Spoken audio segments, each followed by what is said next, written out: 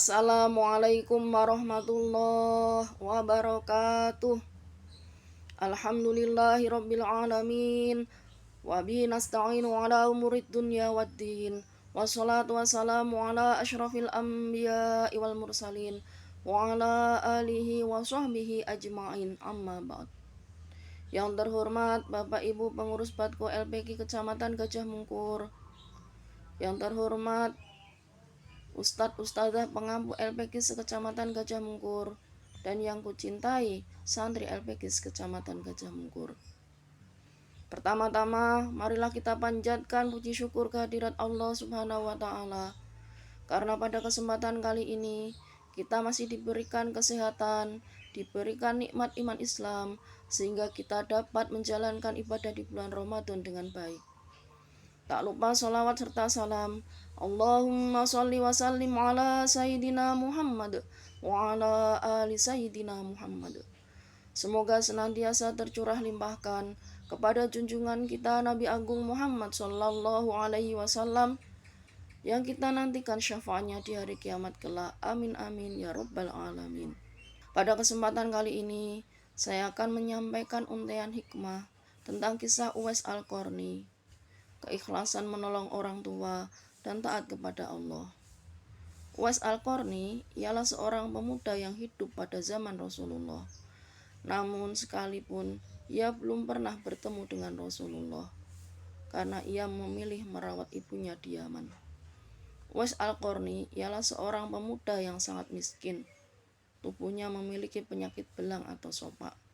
Ia memiliki ibu yang sudah tua dan lumpuh. Kemana-mana ia selalu menggendong ibunya. Uwais Al-Qarni ialah anak yang sangat berbakti kepada ibunya.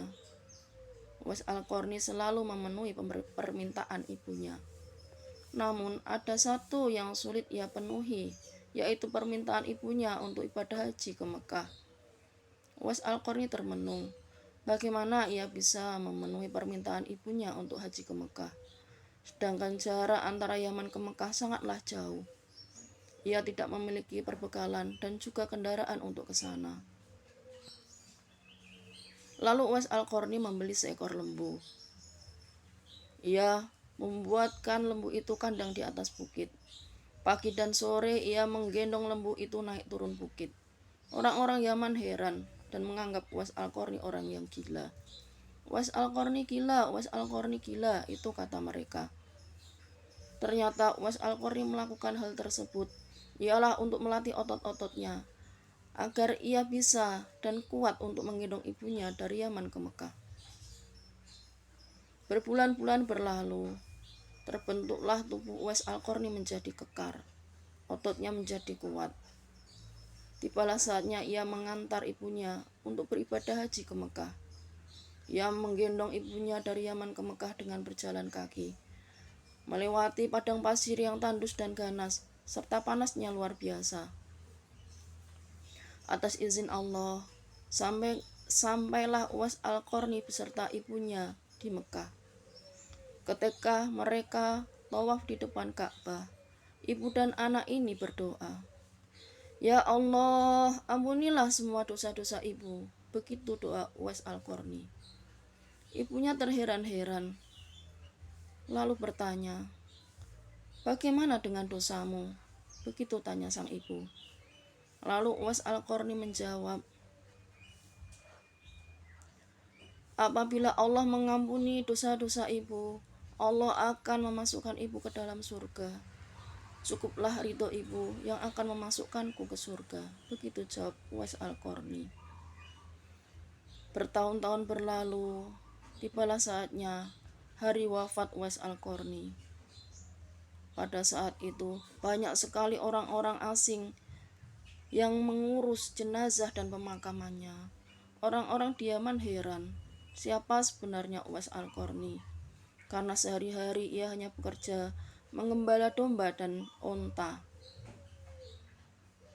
Dan ia adalah seorang pemuda yang sangat miskin. Agaknya orang-orang asing itulah ialah malaikat yang Allah turunkan, yang Allah kirimkan ke bumi untuk memuliakan jenazah Uwais Al-Qarni, karena ia sangat berbakti kepada ibunya. Uwais Al-Qarni ialah salah satu wali Allah. Ia adalah pemuda yang dicintai Rasulullah. Namanya sangat terkenal di langit. Bapak, Ibu, dan anak-anakku yang dirahmati Allah, semoga kita dapat menyontoh Uwais Al-Qarni dalam berbakti kepada kedua orang tua kita. Orang tua kita ialah dua insan yang sangat berjasa kepada kita. Ibu mengandung selama 9 bulan, melahirkan bertaruh nyawa, menyusui selama 2 tahun, dan mengurus kita dengan serba-serbi yang sangat melelahkan. Ayah bekerja banting tulang mencari nafkah untuk mencukupi semua kebutuhan kita.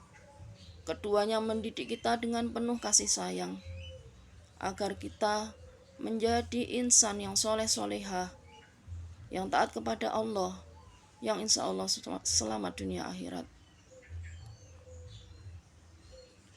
Sudah sepantasnya kita berbakti kepada keduanya, sebagaimana firman Allah Subhanahu wa ta'ala dalam surat An-Nisa ayat 36 yang berbunyi, A'udzu billahi minasy syaithanir rajim.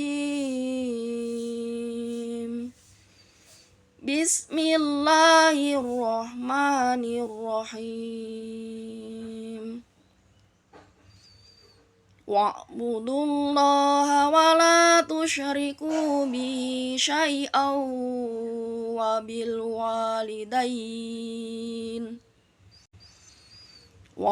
walidaini ihsana. Artinya, sembahlah Allah dan jangan mempersekutukannya dengan sesuatu apapun, dan berbuat baiklah kepada kedua orang tua. Kita juga tidak diperbolehkan untuk durhaka kepada kedua orang tua, sebagaimana sabda Rasulullah Shallallahu Alaihi Wasallam, Ridallah fi ridal walidain wa sukhtullah fi sukhtil walidain. Ridhonya Allah, ridho orang tua, dan murkanya Allah, murka orang tua. Ridho Allah terletak pada ridho orang tua, dan murkanya Allah juga terletak pada murka orang tua. Hadis riwayat Tirmizi. Semoga Allah menakdirkan kita sebagai anak-anak yang berbakti kepada kedua orang tua kita. Semoga kita bisa memuliakan keduanya. Semoga kita bisa menolong mereka berdua ketika mereka membutuhkan pertolongan. Dan semoga kita senantiasa selalu mendoakan keduanya. Bismillahirrahmanirrahim. Rabbighfirli wali walidayya warhamhuma kama rabbayani shaghira. Ya Allah, ampunilah dosaku dan dosa-dosa kedua orang tuaku. Sayangilah mereka berdua sebagaimana mereka menyayangiku di waktu kecil. Marilah kita berlomba-lomba untuk memuliakan keduanya. Marilah kita berlomba-lomba untuk tulus ikhlas mengurus keduanya. Semoga Allah memudahkan kita untuk menjadi putra-putri yang berbakti kepada kedua orang tua kita. Salah satunya ialah dengan kita banyak bertadarus Al-Quran. Dengan banyak bertadarus Al-Quran, insya Allah Allah akan mencatat kita sebagai anak yang berbakti kepada kedua orang tua kita. Karena pahala bertadarus Al-Quran akan mengalir ke 3 tempat. Yang pertama, kepada diri kita sendiri. Yang kedua, kepada kedua orang tua kita. Dan yang ketiga, kepada guru-guru kita. Demikianlah yang dapat saya sampaikan. Burung merpati, burung pelikan. Apabila banyak yang kurang berkenan di hati, mohon untuk dimaafkan. Akhirul kalam, billahi taufik wal hidayah. Wassalamualaikum warahmatullahi wabarakatuh.